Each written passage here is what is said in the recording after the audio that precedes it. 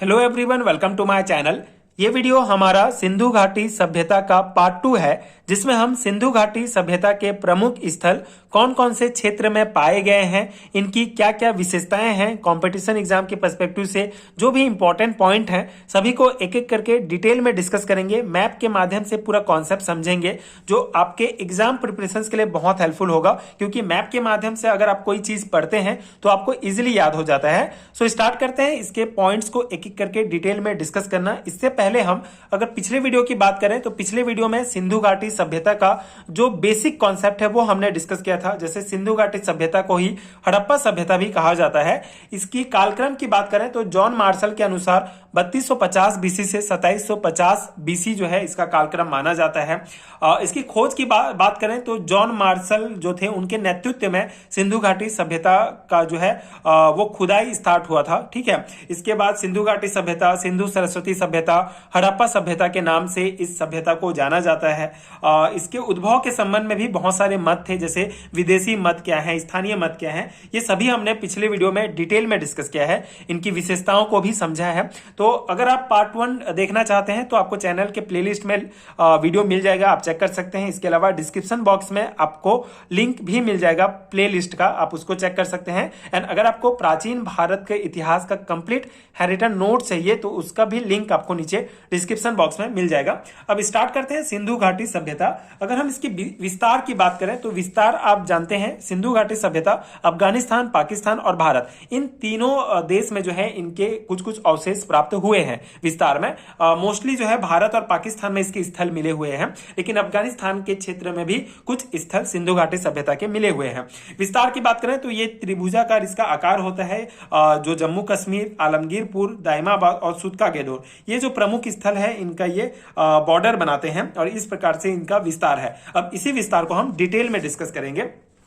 सबसे पहले हम अफगानिस्तान के जो क्षेत्र हैं जो आपको याद रखना है उसको डिस्कस कर लेते हैं। अफगानिस्तान में दो स्थल मुख्य रूप से प्राप्त हुए हैं, जो है सोतुरगोई और मुंडिकाक। ये दो नाम आप याद रखेंगे जो सिंधु घाटी सभ्यता के दो स्थल हैं जो अफगानिस्तान में पाए गए हैं। ठीक है, अब हम पाकिस्तान की बात करें, पाकिस्तान वाले क्षेत्र में कौन कौन से स्थल पाए गए हैं तो सबसे पहले हम पंजाब की बात करते हैं। जैसे कि आपको पता है पंजाब जो है एक हमारा भारत का पंजाब है और एक जो पंजाब है, जो पश्चिमी पंजाब है, वो पाकिस्तान में है। ठीक है, और ये हमारा पूर्वी पंजाब है जो भारत में स्थित है। तो पश्चिमी पंजाब जो पाकिस्तान में स्थित है वहां पे जो पहला स्थल था हड़प्पा, वो खोजा गया था। सिंधु घाटी सभ्यता का सबसे पहला स्थल जो खोजा गया था वो था हड़प्पा। ठीक है, तो ये हड़प्पा जो है पंजाब राज्य में है, पाकिस्तान के पंजाब राज्य में है।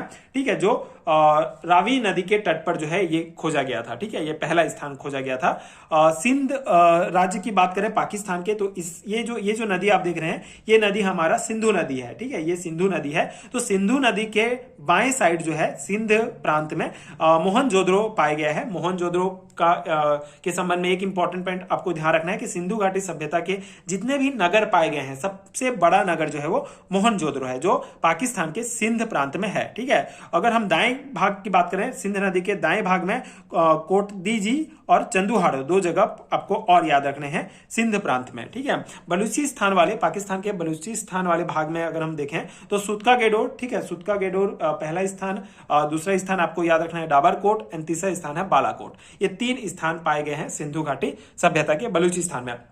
तो आपको पाकिस्तान अगर आपको याद रखना है तो तीन राज्य, पंजाब, सिंध और बलूचिस्तान, जिसमें पंजाब में पाए गया है हड़प्पा, सिंध में है मोहनजोदड़ो, कोटदीजी, चंदुहाड़ो और बलूचिस्तान में है सुतका गेडोर, डाबरकोट और बालाकोट। ये तीन जो है राज्य में इन स्थानों को आपको ध्यान रखना है। ठीक है, ये हो गया हमारा पाकिस्तान का जितने भी इंपॉर्टेंट जो स्थल थे वो पाए गए हैं सिंधु घाटी सभ्यता के। ठीक है, अब हम भारत की बात करें तो भारत में जो प्रमुख स्थल हैं वो पंजाब, जम्मू कश्मीर, हरियाणा, राजस्थान, गुजरात, उत्तर प्रदेश, महाराष्ट्र, इन राज्यों में ही जो है सिंधु घाटी सभ्यता के प्रमुख स्थल पाए गए हैं। ठीक है, तो हम एक एक करके स्टार्ट करते हैं। जम्मू कश्मीर की अगर हम बात करें तो जम्मू कश्मीर में जो एक स्थान पाया गया है वो है मांदा। ठीक है, मांदा आपको पता होगा ये उत्तरी सीमा का निर्धारण करता है। सबसे उत्तरी स्थल जो है वो है मांदा। ठीक है, जो जम्मू कश्मीर में पाया गया है।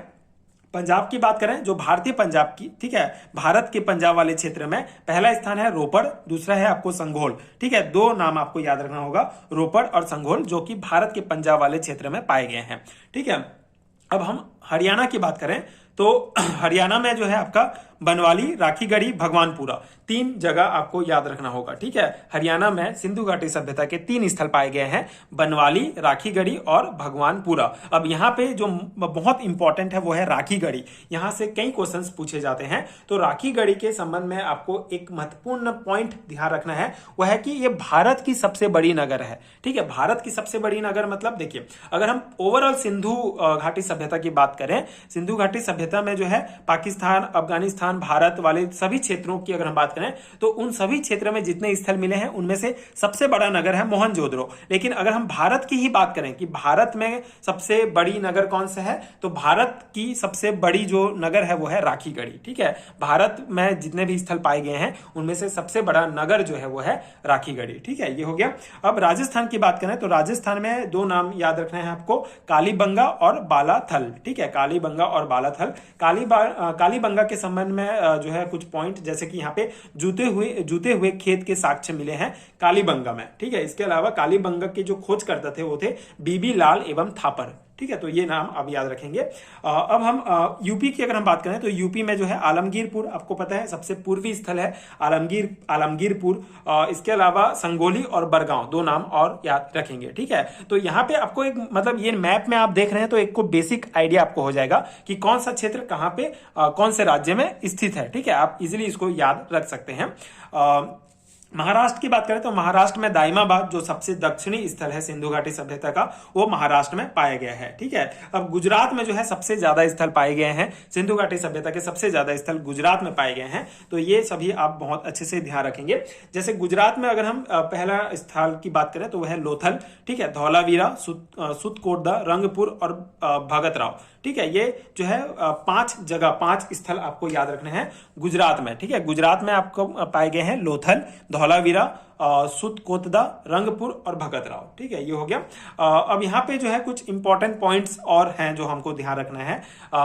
जैसे इसके नगर नियोजन की अगर हम बात करें, ठीक है, अगर इसके हम देखिए, पहला तो आपका ये इंपॉर्टेंट पॉइंट ये इतना में कवर हो जाएगा आपका कि कौन सा स्थल मतलब जितने भी महत्वपूर्ण स्थल हैं। इसके अलावा तो बहुत सारे स्थल पाए गए हैं, मतलब 1000 से ज्यादा स्थल भारत में ही है, मतलब उससे भी ज्यादा खोजे जा चुके हैं, लेकिन सभी को याद रखना पॉसिबल नहीं है। तो जो हमारे एग्जाम के पर्सपेक्टिव से इंपॉर्टेंट है उन्हीं पॉइंट्स को यहाँ पे जो है मैंने लिखा है, मतलब जो इंपॉर्टेंट है। ठीक है, तो ये बस आप ध्यान रखेंगे कि ये स्थान इस राज्य में है। ठीक है, ये स्थल इस राज्य में पाया गया है। ठीक है, अब हम इसका जो नगर नियोजन था सिंधु घाटी सभ्यता का, उससे संबंध में कुछ इंपॉर्टेंट पॉइंट ध्यान रखेंगे। ठीक है, इंपॉर्टेंट पॉइंट हम डिस्कस करेंगे। जैसे नगर नियोजन की बात करें तो ग्रिड पद्धति थी। ठीक, ग्रिड पद्धति मतलब यहाँ पे बीच में घर होगा और चारों साइड जो है इस प्रकार से सड़क होगा, मतलब एकदम चौड़ी चौड़ी सड़क होंगी और इस प्रकार से घर होगा, और ये इसको ही कहा जाता है ग्रिड पद्धति। ठीक है, तो इनका जो नगर नियोजन था सिंधु घाटी सभ्यता का वो ग्रिड पद्धति था।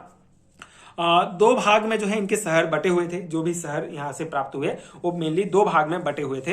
एक था पूर्वी और दूसरा था पश्चिमी नगर। ठीक है, पूर्वी नगर और पश्चिमी नगर। पूर्वी नगर जो निचला स्तर था, ठीक है, निचला मतलब ऐसे निचला था, और पश्चिमी मतलब कि पश्चिमी नगर मतलब कि इससे जो है थोड़े ऊपर थे। ठीक है, उनका ऊंचाई ज्यादा था उस नगर का, मतलब एक ही नगर स्थापित है लेकिन एक शहर है स्थापित है, उसमें से एक नगर जो होगा थोड़ा निचला स्थान में होगा, और जो दूसरा जो स्थल होगा, दूसरा जो नगर होगा जिसे दुर्ग भी कहा जाता था, ठीक है, वो ऊपर में होगा। ठीक है, थोड़ा सा ऊंचाई में होगा। तो ऐसा माना जाता था कि जो निचला नगर है, निचला जो जगह है, खंड है, उसमें बेसिकली गरीब लोग रहते होंगे, और दुर्ग जो कहलाता था ऊपरी वाला जो हमारा नगर था, उसमें अमीर लोग रहते होंगे, ऐसा माना जाता है। ठीक है, तो ये 2 भाग में जो है शहर बटे हुए थे, जितने भी शहर की बात करें। लेकिन एक शहर आपको ध्यान रखना है, धौलावीरा। धौलावीरा में जैसे बाकी सभी में जो है क्या था, 2 खंड में विभाजित थे। ठीक है, शहर 2 खंड में विभाजित थे, लेकिन धौलावीरा में जो है 3 खंड में विभाजित थे। ठीक है, जो नगर थे वो 3 खंड में विभाजित थे। ये आप एक इंपॉर्टेंट पॉइंट याद रखेंगे। ठीक है, बाकी सभी जगह 2 खंड में विभाजित थे शहर, लेकिन धौलावीरा एक ऐसा स्थल है जो गुजरात में पाया जाता है जिसमें नगर जो है वो 3 खंडों में विभाजित थे। ठीक है, और धौलावीरा के संबंध में कुछ और इंपॉर्टेंट पॉइंट, जैसे कि इसकी जो नाली की व्यवस्था थी, मतलब सभी शहर में, सभी नगर में नाली की व्यवस्था थी। ठीक है, लेकिन धौलावीरा की जो नाली की व्यवस्था थी वो ज्यादा अच्छी थी। ठीक है, मतलब ज्यादा अच्छी मतलब इन सभी से एडवांस थी।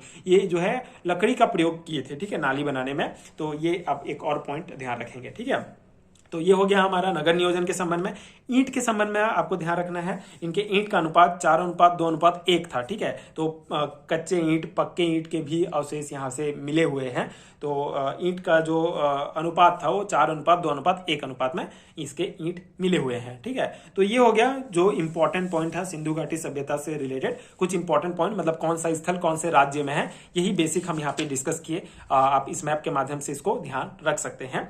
आगे आने वाले वीडियोस में सिंधु घाटी सभ्यता से ही रिलेटेड कुछ और महत्वपूर्ण पॉइंट्स डिस्कस करेंगे।